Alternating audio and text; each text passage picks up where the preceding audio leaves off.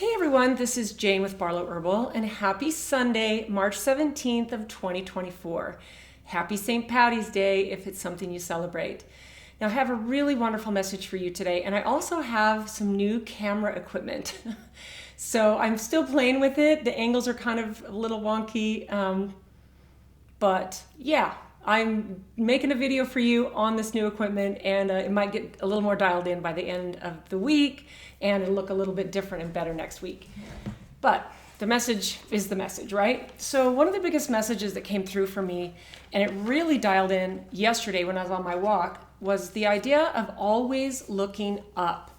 And I mean this literally and metaphorically as well, because we can continue to look down and look at the negative, or we can always look up. And we can also always look down when we're out and about and we're walking or we're shopping or we're out in our jobs or wherever we are during our day. And we can always look down, literally, or we can look up. We can look up at people, we can look up at our environment, we can look up at the sky and the beauty of the clouds and the sunsets and the trees and whatever it is that we see. And where this dialed in for me was yesterday, Saturday, I got up pretty early. I did my little morning routine, and then I decided to go on a walk earlier than I usually do. And I got up out of my neighborhood. I go down to this place that's about a mile from my house. It's called the Jordan River Parkway here in Salt Lake, and it's like a 40-mile walking, biking, rollerblading. People take their dogs on it, strollers. It's this really beautiful, fairly wide path, paved path, about 40 miles, winding down the valley along the Jordan River. And it's really, really beautiful. It's one of my favorite places to go because I can literally walk out my front door, walk a mile down through my neighborhood and down to this parkway where it enters from where my neighborhood is. And I can walk one way or the other as long as I want to go, and then turn around and come back. And it's my go-to hike because I don't have to drive anywhere. But yesterday morning, I was out a little earlier than usual, and it wasn't super early, but what was going on is as I was kind of coming up over the overpass, and the parkway goes underneath this particular overpass, and then I go over it, and then I loop down and get on the parkway. I noticed that there was a ton of traffic on there. There was runners, mostly runners, and they were in groups, and I was like, wow, I wonder if this happens every spring when the weather starts to turn so beautiful. And I wonder if this is how many people are normally out this early on a Saturday. And I just thought, wow, this is very cool. So I looped my way around and down, and as I went on the parkway and there were runners going both ways, I realized, oh, there's a run, like a sponsored run. And I asked a few people, hey, what's going on? And so it was a St. Patty's Day, Lucky 13, I think they called it. People wearing green shirts, and they had their race tags on. So it was a half marathon for St. Patty's Day. And there were kids and grandmas and all kinds of people that you would see on a run that's sponsored in any city that you go to. And the energy that was provided was amazing. And apparently what they did is they started on one part of the parkway, they went down 6.5 miles and then turned around and went back 6.5 miles. And my walk from my house goes 4.5 miles total. So my 3 miles, 3.5, my 4 miles or whatever on the parkway, I think it's 4 miles on the parkway, was part of the whole route. So I walked down, the energy was amazing, and I realized as I was actually walking there that I do tend to look down when I'm walking, not just because I want to not step on things or I want to make sure, there's not a curb or anything, but my whole adult life, I've always, I like as kids too, but my best souvenirs are rocks. Like, we have been on some really exotic vacations over the years, my husband and I, and even when my kids, we lived in Germany for 3 years when my kids were in grade school. And I always collect little rocks. In fact, right here, let me show you. Right here above my computer, there's this little rock that I found. I can't even remember where I got this one, but it looks like a little pyramid. And it's just this beautiful kind of crystalline, it's got the greatest patterns, and it just sits. It just sits right above my computer. And if you were to look, I kind of have stacks of rocks. I've got a Himalayan sea salt over there. I've got an amethyst right behind there. But I found some cool rocks as I've gone on my walks in the evening. In fact, I've really kind of reined myself in because really cool, interesting rocks with cool patterns. They fascinate me. And I really have reached a point where it's like, okay, Jane, I have to not pick up rocks. But the reason I tell you this is because I was having my moment on this, as I was leaving for my walk yesterday, when I saw a rock that was like, oh wow, that's got these cool white stripes in it, and I was just looking down, looking for rocks. And sometimes I'll find pennies or dimes, or I've always believed you never walk over money, because that means you don't respect money. If even it's a penny, you pick it up. And I've just always thought that way. But I had this moment as I was looking at that rock as I started to walk by it, and I didn't stop and pick it up. I need to start looking up more. I need to start looking up. And as I looked up, this was before I got to the parkway and before I saw all the runners, there were these beautiful clouds in the sky. It was the most beautiful day yesterday, and today is the same. That we have the most gorgeous spring weather, upper 50s, early 60s, low 60s. It is gorgeous here in Utah. So as I was walking this beautiful walk yesterday and feeling the energy of all these runners, and they were giving each other high fives as they were passing each other, because literally my walk was in the middle of their down and back. So it was an absolutely beautiful thing. So what I wrote when I got back is to always look up. And what this made me think of, which I think is really super important, is this. We need to have faith rather than hope. Because when we go through really difficult times, first, I think what happens is we lose ourselves. We lose who we are deep to our core, our loving self. We need to not let the difficult times keep us from who we really are, that amazing, compassionate, beautiful human being that is this conscious soul. We need to make sure and not lose that when the times are difficult, right? But the reason I say we need to have faith rather than hope is because hope is like, well, we hope something. And faith is a knowing. And that can be, I have a knowing that it's going to work out the way that it needs to, the way that it's supposed to, the way that my life is supposed to unfold. So we can be proactive, we can be creative, we can do all these things that make a difference in our lives, but then we trying to actually just have, force something to happen, when what we really need to do is just have faith that it's all going to happen exactly how it's supposed to, and trust the process, right? So that's kind of my big epiphany from my walk yesterday. I was just kind of like thinking, all right, I spend way too much time looking down, maybe in particular when I'm walking. And I've missed some good things, like I've missed, sometimes people don't clean up after their dog and there's little piles of stuff on the trail, and I've been glad I've been watching that kind of stuff.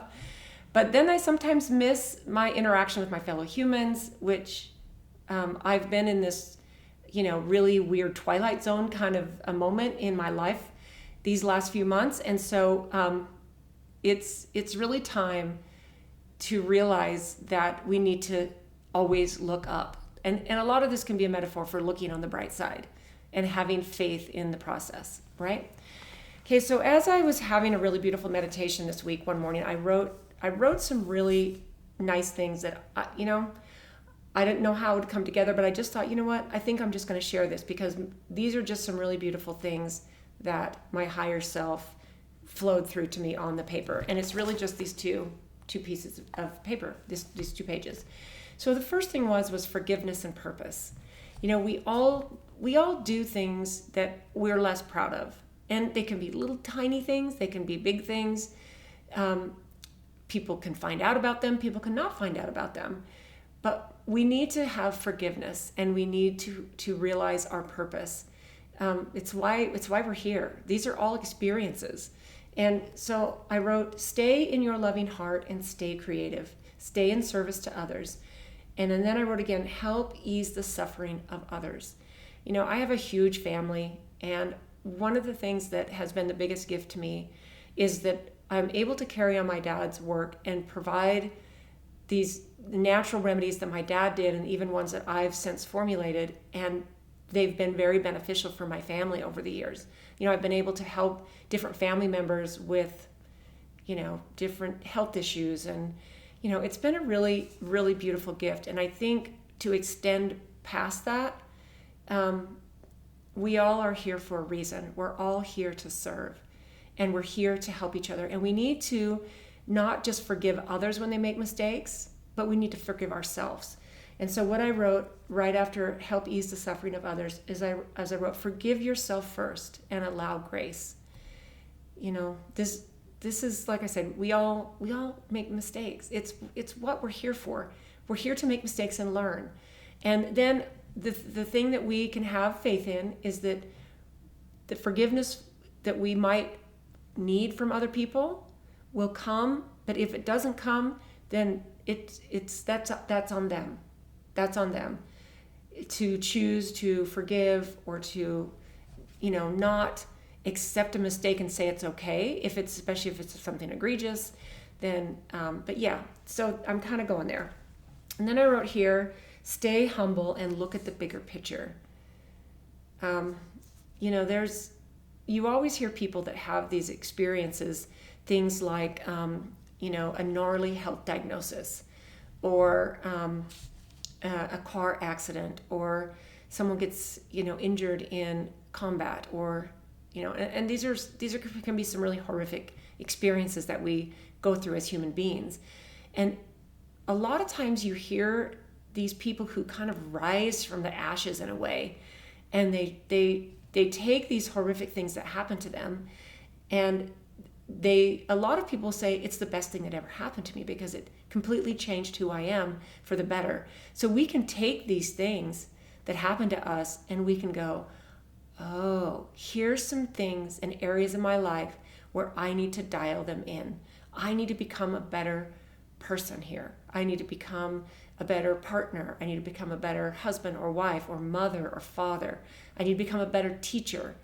I need to become a better grandmother. I need to become a better employee or whatever.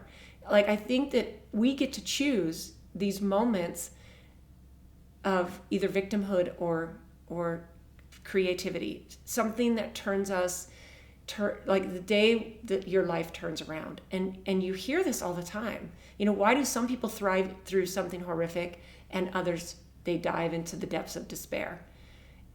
And I think we've really been taught that it can be easier to be a victim than to take charge and be empowered.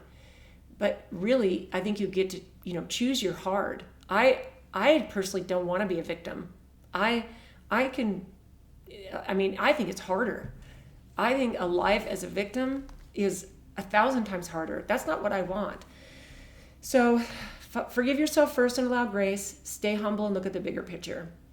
And then I wrote this, remember the times that we live in. The energies of the earth are swirling all around us. The changes that are happening so fast. I believe that if we can stay in a place of love and courage and grace and power rather than force, then we will come out of these times stronger, better, more grateful than ever before. And I would say, if there's something that you have been afraid to do, and I'm not saying something that would put your life at risk or someone else's life at risk, but if there's something that you feel you would really like to experience, travel somewhere exotic, let's take that as an example. I know a few people who have no more desire to travel again once, since COVID hit, and it was like the world all of a sudden became scary. And then it becomes, you're in your comfort zone, right? Then you stay at home and you just are like, well, I love my home and I love my routine and I love my garden. And this all might be well and fine. Maybe you really have no desire to travel. This was just a simple an example. But maybe you're missing out on experiences that are waiting for you. Do something that you're a little bit nervous and afraid of. So, I think that one's really good. But we need to remember that the times we are living in are exceptional, and exceptional in a way that big changes are happening every single day and big changes are coming. And I believe that the changes are going to make the world a better place, a more loving, more peaceful place. So then I wrote this because sometimes we need a reminder, right? I am so loved.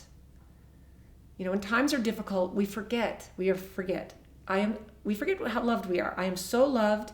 I am love. I am a spark of divine light and love.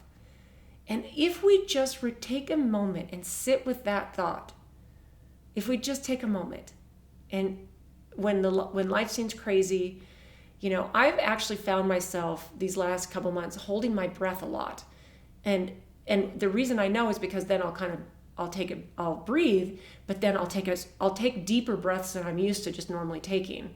And I'm realizing that, I'm thinking so hard and stressing so hard about things that I'm holding my breath. And it's during these moments that I had a realization that I am so loved. I am love. I am a divine spark of light and love. I am a piece of God, as are you. And we forget that. And it's so amazing to me how we forget that so often. So then I wrote, forgive yourself. I wrote that again. And move forward from here. And then I wrote this because this just came right into me. Congratulations, you broke a huge karmic pattern. I think that there are these things that are passed down generation to generation to generation. We watch our parents, the way, the things they say, the way they behave, the way they, and not all of this is bad. In fact, there are a lot of good things. But I think that in every family, in every situation, we pick up these patterns and we let it take it to places that are not the best for us. And if we can sit and realize that some of these things don't serve us and it might be time to release them, our life can look very different. And I really do believe that this big situation that I'm very confident it's going to be wrapping up fairly soon is breaking a karmic pattern for me. And I might expand on that later down the road if it feels right. So then I wrote this. You will get through this. So whatever is happening in your life, tell yourself this. If there is something super difficult, one of my sisters is going through a separation and a divorce right now. And it is painful. It is painful. And I know that there are people watching this that have difficult situations. A new acquaintance of mine just lost his mother-in-law, who he was very close to, and his wife was, her mother, and this has been painful for them. And I remind myself this when I'm walking down the street or I'm driving and someone does something erratic or something that might normally annoy me or bother me. I don't know what's going on in their life. I don't know what difficult situations that they have happening in their life. We need to allow other people to, have what they're having and not so quickly judge. I'm not saying that there aren't people who are maybe just being a jerk. That might be the case. But we don't have to so quickly judge it, right? So just remember, you will get through this, whatever it is you're going through. Give gratitude for your heritage. And when I was writing this, I was speaking to myself. My higher self was speaking to me. So give gratitude for your heritage. Stand strong and do not cower in fear or regret. You are breaking a karmic pattern. It ends here. And then I wrote some other stuff that is a little bit private, but then I wrote this. It's time for me to love and not judge and release fear about the state of the world. I have a parents, especially my dad, who was very much a constitutionalist. He was very aware of the corruption in our systems. And this was, of course, a long time ago when he was raising me and all my siblings, and the things that he brought into our awareness and the way that he lived his life and the things that he did. And I find myself caught in some of these same loops of just fear about our political system, our medical system, the wars that are happening in the world, the fear of, what if I'm what if I'm somewhere and something bad happens? It's time to release all of that. It's time for me to love and not judge and release fear about the state of the world. I sat with these 2 pages came in just one beautiful morning. I think it was Wednesday or Thursday. I was just sitting at my counter in the kitchen with my morning tea. I didn't open my email yet. It was just a beautiful, gorgeous morning. And since we've had daylight savings time, we've got that, the morning is, a little bit darker, a little bit later, but because I'm an early riser and I love the early mornings. And it was just the most peaceful, beautiful feeling. And I sat with this open book, this open journal, and I just said, what does my higher self want to tell me today? Because I was kind of having a moment where I didn't have the best night's sleep. And because I was awake off and on during the night, because sometimes we just can't shut our brain off, right? So I was finding myself with this shallow breathing, and then I would all of a sudden just take I would take these big deep breaths. And it just reminded me of, okay, there's so many things that we in a way cause our own suffering, not in a way, it's just so true. So it's time for me to love and not judge and release fear about the state of the world. Be more present and practice. I wrote here, practice what I preach. I'm walking through this world and this life exactly on the same path you guys are. I'm learning as I go. I make mistakes as I go. I try not to beat myself up too much, and I try to be loving and forgiving and compassionate toward all of my fellow man. Sometimes I do a better job than others, but I believe this is all part of the journey, right? Follow the rules that are relevant for these times so that you can do what you came to do. Stand for the things you believe in and stay in integrity. Remember who you are and your mission. And that was where I kind of was like, wow. I closed the journal after I wrote that, and I just kind of sat there contemplating all these beautiful words that came in. And then before I actually got up from my seat at the counter, I opened that up and I read those 2 pages, and I was like, wow, I really needed to hear that today. And it's amazing the wisdom that your higher self can give you if you will take a moment to just listen. So remember to always look up. Look at the bright side. That's a metaphor for not just looking up and seeing the beautiful sunset, seeing the clouds in the sky, noticing the scenery, the mountains, the things that are near where you live. Maybe you live in a beautiful city with amazing architecture. Find the beauty in everything that you come across. There's a little example that Dr. David Hawkins gives in Power versus Force, where he talks about if you were to take a situation of, and I might massacre this a little bit, but a bum on the street, and it depends on where your own consciousness is vibrating in how you're going to look at this person. If you are vibrating in a fearful world, you're going to think this person is going to trip you or steal from you or whatever. And you go all the way up the scale of consciousness where you even come to a place where you're in, say, 500, which is unconditional love, and you think, oh, this is one of God's children. And you become not just loving of this person, but maybe you want to do something to give them a meal or give them a helping hand. Everybody has a story. And I think that we forget when we're all caught up in our own issues that we get to choose how we walk through this life. And I think if we walk through our life looking up, staying in a place of faith rather than hope. I heard Jim Carrey say once that hope is a beggar, because you're just hoping and begging.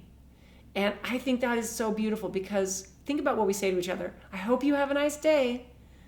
And I've gotten to a point, and I've been doing this for years now, like if someone's going on a trip, I no longer say, have a safe trip.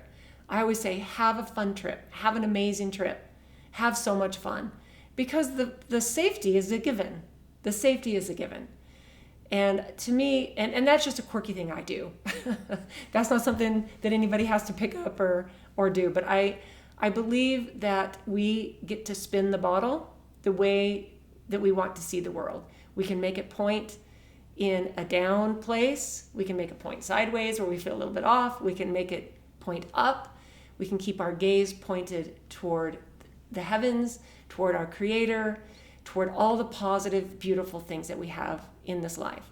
So I hope you have a beautiful, beautiful Sunday, an amazing, not quite last week in, actually it's just the third week in March. I'm ready for March to be over, funny enough. But I hope that this week coming up is a beautiful one for you. I'd love to hear what you do to keep yourself positive and in a place of faith. This could mean a lot of things for a lot of people. Maybe you kneel in daily prayer, and this is a beautiful place to keep your life in a place of faith. We all have things that resonate with our soul and who we are and why we're here. And I know that you are here for a purpose and a reason. So thank you guys so much for tuning in. I'd love to hear what you think about this, and we'll talk to you soon.